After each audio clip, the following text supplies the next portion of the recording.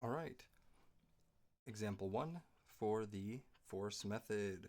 So here we have a beam that is fixed on one end and it has a roller on the other. I forgot to mention this is length L. And it has a complex uh, distributed load. So what are the steps to doing this force method? Well, the first one that you always start with is step one, which is find determinacy.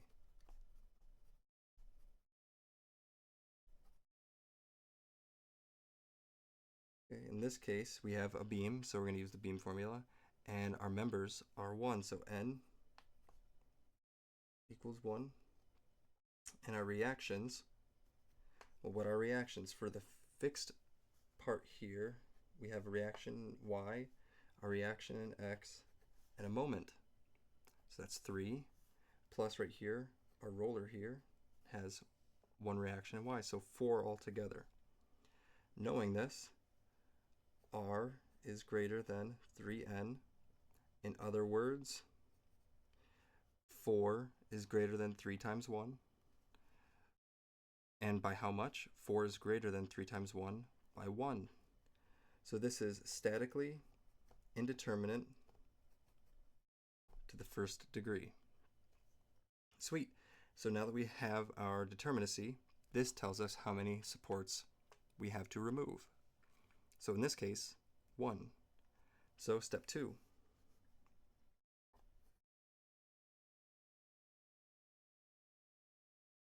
Remove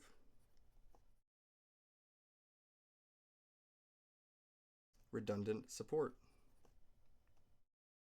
In this case, we're going to remove, this is A, that's B. We're going to remove roller at B. So what's this going to look like? Well, before we get into what it's going to look like, we have to first talk about the concept of superposition. So I'm going to redraw figure 1 right here. We have a fixed here. Beam comes over. Gonna come up. Gonna reach towards the sky right on that side. I'm gonna connect those two. Now,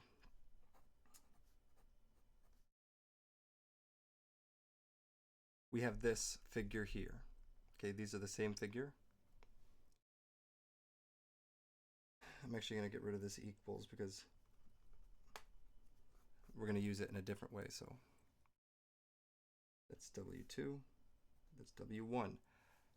The method of superposition pretty much means that if we have one force, or even maybe multiple, we can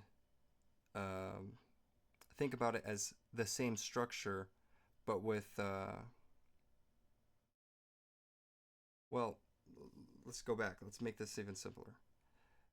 To show you what superposition is, do you see this here, this complicated loading here? What we can say is this complicated loading is really these two loadings. We have the loading on top here, which is this triangle. We have the loading on the bottom here, which is this rectangle. You see? This rectangle right there, and that triangle right there. So now, what we can say is with superposition is that this could be seen as, or equal to,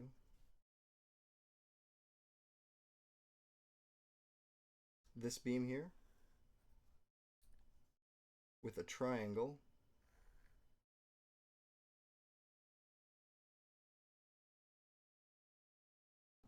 plus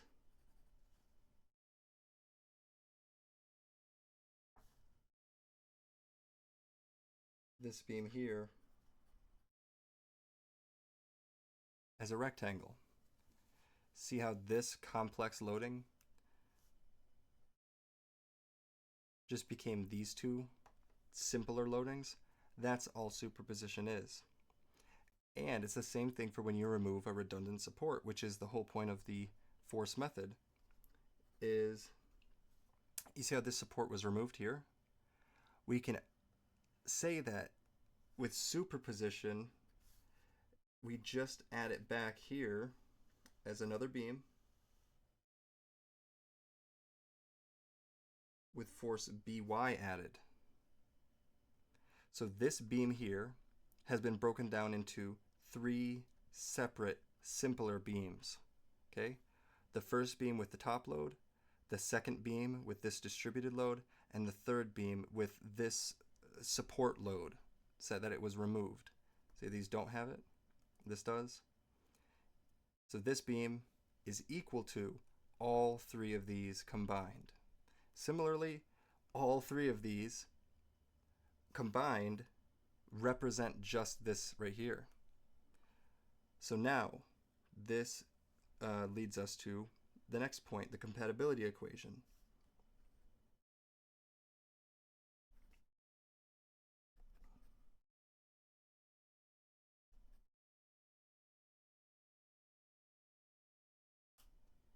Right through the paper. Okay, the compatibility equation is, well, we have these 3 here that represent this. Let's make this into an equation. So we can say that the overall displacement in B is going to be equal to 0 at the end, because there is no displacement here. This is an equilibrium. So we know that the overall displacement B is going to equal 0, but then we're going to add in what all these are. So this is actually going to have some small amount of displacement, like this. Okay? Right there, boom, displacement. This is also going to have some small amount of displacement here. And similarly, this is going to have some displacement. And what we can say is the displacement in B1 plus the displacement in B2 and the displacement in B prime all equal 0. Okay? And I did forget one thing. Let me just go back. What are these loadings? I almost forgot to mention that these are the loads that are applied on the beam. So these loadings are called the real loadings. Real loading 1,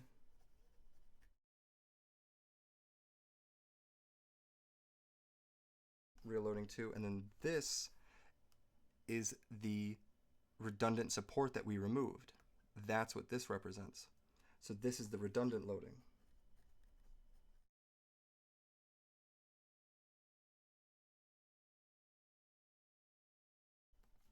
There. Now you know the names for these. But now back to the compatibility equation. Sorry, I had to backtrack. Forgot to mention this. The overall displacement in B is equal to 0.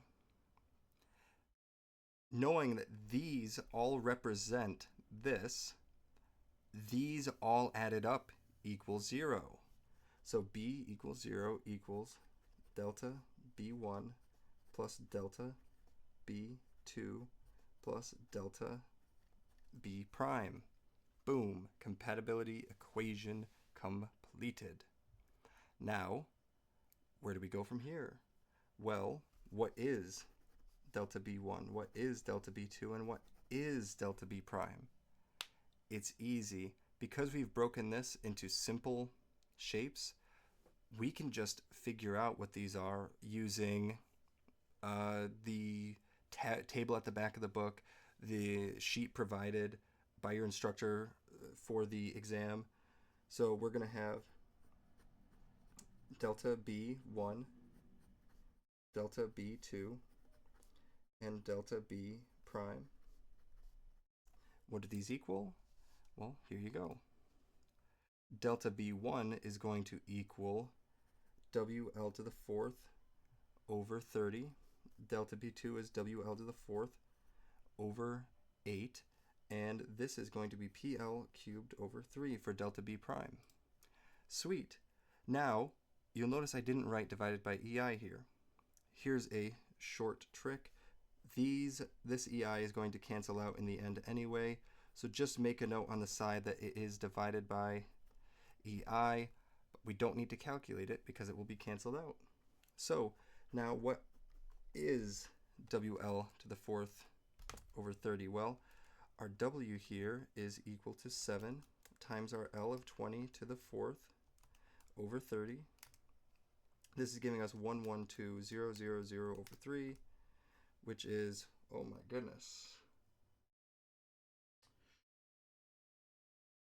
Something's wrong here.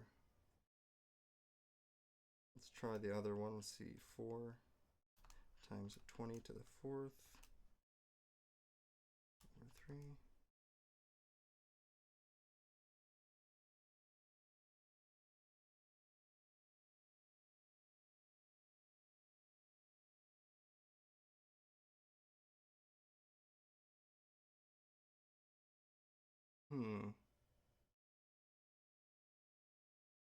Let's see if this is divided by.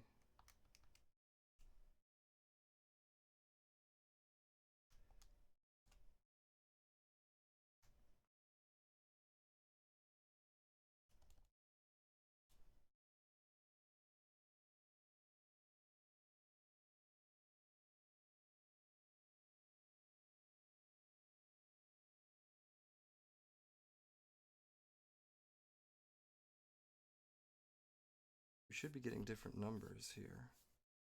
How did I go so wrong? How did I go so wrong?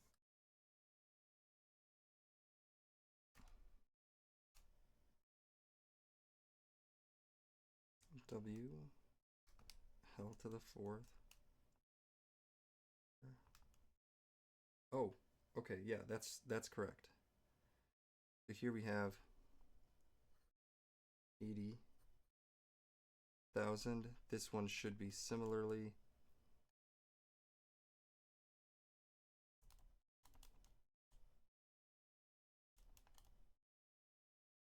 7 minus 4. There we go. Not quite, because it's over 20. 30. Here we go. 16,000.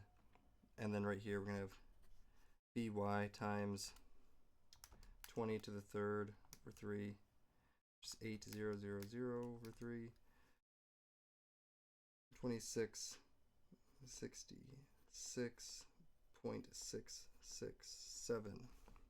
And how is this by times this? Well, p here is our by, which means that we can just move this to the front, and then it's L cubed over 3, which is this here. And then these were just W. Yeah, you've seen my little mistake. I forgot to make it 7 minus. So yeah, there. That was all me. Sorry. So now what is our by? With our compatibility equation, we know that by is going to be equal to this plus this divided by this. Right here. See this? This here could be seen as this equals by times 2666.67. So if we just add these together, move this to the other side, divide it by 2666, well, we can get what b is. So take our 8,000 plus our 16,000 and divide them by our 2666, and we get our by is equal to 36 kilonewtons. Wonderful. Now, what is our delta B? Well, delta B, as you see here, this delta B is equal to these two combined. So this delta B is the overall displacement, okay? If we add these two, we get 0. So this is the one we want to go for. And what is delta B? Well, if you look right here, delta B is equal to PL cubed over 3. And what is this? This is going to be 36 times, well, we know that L cubed over 3 is 2666.667. Now, remember our divided by EI? Now this comes back in. This number here divided by our EI, which is our 200 GPa times our 6e to the 7 millimeters to the fourth, making this, turning this into meters. Delta B is going to equal this times this divided by 200 e to the 9 times 6 e to the third, I believe. Oh, sorry. Negative 9. Oh my gosh.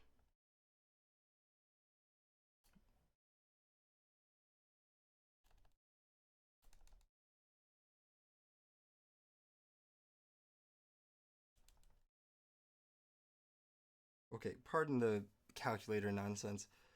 It's 8 right through the paper. This equals 8 meters. Okay, sorry, I'm running out of time. But yes, there you go. My mistake converting this at the end, I made a mistake. But surely you guys understand that it was just off by, it's 8, but it was off by like the times 10 effect, which is just me badly converting these. So sorry about that. It's 8. I hope you guys can backtrack from there. Sorry.